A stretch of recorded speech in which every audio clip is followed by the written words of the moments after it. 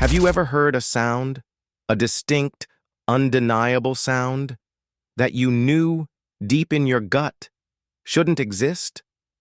A whisper from an empty room, a laugh from a deserted street? What if those sounds started coming from directly above you, from an apartment that everyone swore was empty? What if the impossible noises never stopped? My name is Julian. I used to be a city dweller, thriving on the hum of urban life. But after a particularly brutal year, I craved quiet. Deep, genuine quiet. So, I found the perfect place. A beautiful, old brownstone apartment, top floor, right below the attic. It was in a quieter neighborhood, and the best part, the landlord told me the apartment directly above mine was empty. Had been for years, actually, used only for storage. Perfect. Absolute peace. For the first few days, it was exactly that. Blissful silence. I unpacked, arranged my books, and enjoyed the feeling of finally settling. My apartment was a haven. Then, on the fourth night, I heard it. A faint, almost ethereal music. A melancholy piano piece drifting down from directly above me. I paused, tilting my head. It was beautiful, but odd. I had been told the apartment was empty. Maybe the landlord had rented it out suddenly? Or perhaps it was just the building settling. I tried to ignore it, attributing it to my overactive imagination. The next day, silence. But as evening fell, the sounds returned. This time, it wasn't music. It was the distinct rhythmic thump of footsteps, heavy, deliberate steps, pacing, slowly back and forth, directly above my bedroom. My heart began to beat a little faster. Okay, I thought. Time to talk to the landlord. I called him the next morning. His voice was calm, reassuring. Julian, I promise you, the unit above yours has been completely empty for 5 years. Not even storage anymore. Just bare walls. No one could be up there. He even offered to let me go up and see for myself. I declined, embarrassed, and attributed the noises to old building acoustics. But the sounds escalated. It was no longer just music or footsteps. I started hearing muffled conversations, arguments sometimes, the distinct sound of a child crying, the clatter of dishes, my imagination, my landlord's reassurances. They couldn't explain this. These were the sounds of life, a full, vibrant, often turbulent life. And it was all happening directly above me, in an apartment that everyone swore was a tomb. I started banging on the ceiling with a broom handle. Hey, keep it down! My voice echoed in the eerie silence of my own apartment. The sounds above me would stop instantly. Absolute, terrifying silence. Then, after a minute or two, they would resume. As if they were waiting for me to settle back down. As if they were playing with me. My sleep became a fragmented nightmare. I'd wake up to the sound of a woman humming a lullaby directly above my bed.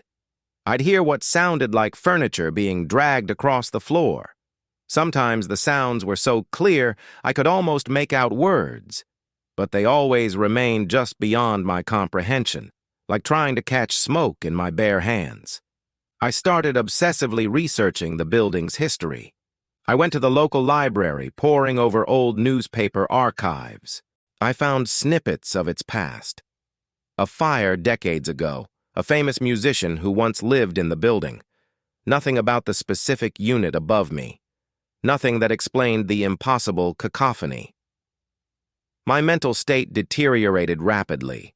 I avoided my apartment during the evenings, staying late at work, going to friends' houses, but the reprieve was always temporary. I knew eventually I'd have to go home. And when I did, the sounds would be waiting. The landlord's initial offer to let me see the apartment above began to haunt me. I needed to see it. I needed to know if I was insane or if the building itself was. I called the landlord again. He sounded surprised but agreed. Meet me tomorrow morning, Julian. I'll open it up for you. That night was the worst of all. The sounds were a crescendo. The child's crying was a terrified wail. The arguments escalated into screams. The music turned dissonant, a frantic, jumbled melody. It sounded like an entire lifetime of noise was being played at full volume just for me. I huddled in my bed, hands clapped over my ears, convinced I was losing my mind. The next morning, I met the landlord in the hallway. He looked at me with an expression of pity, which only fueled my anger and desperation. He unlocked the door to the apartment above. The door swung open slowly, revealing nothing. Just as he said, bare walls, no furniture. Dust motes danced in the shafts of sunlight. The floors were stained, the paint peeling, but it was absolutely, undeniably empty. No piano, no child's toys, no signs of life, just a hollow, echoing silence. I walked through every room, my heart hammering, expecting to find some hidden speaker, some elaborate prank. Nothing. I checked the attic access, sealed. The windows were boarded from the inside. It was empty. Completely, utterly, terrifyingly empty. The landlord watched me, his expression softening. "Julian," he said gently, "I think you need to get some rest. Maybe take a break from the city." I stumbled out of the apartment down to my own. The silence that followed me was deafening. The impossible sounds were gone. Just gone. For a week there was nothing. A profound, unsettling silence. I started to believe the landlord. I had been stressed. My mind had played tricks. I began to relax, to feel peace finally return. Then, one evening, as I was making dinner, a faint, melodic hum started. Not from above, from below. My blood ran cold. I dropped my knife.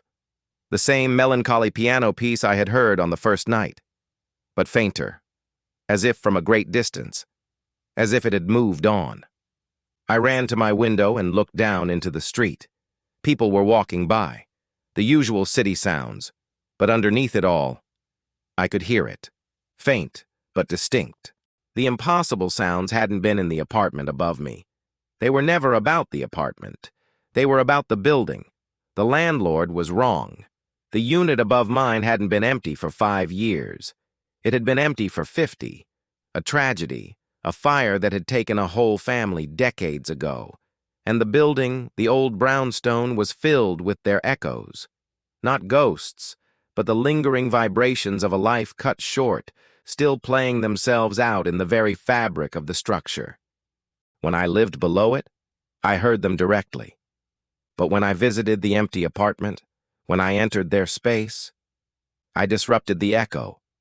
I scared it away, and it had simply moved to the apartment below mine, and it would continue to move. From floor to floor, apartment to apartment, clinging to anyone who was quiet enough to listen. I wasn't being haunted by a ghost in a single room. I was being haunted by the building itself. I moved out that night. I didn't care about my deposit. I didn't care about my belongings. I just left. I now live in a modern building, all steel and glass. No history, no echoes. But sometimes when the wind howls just right, or the pipes groan in the night, I find myself holding my breath, listening, because once you hear the impossible, you realize it can happen anywhere. We chase silence, thinking it will bring us peace.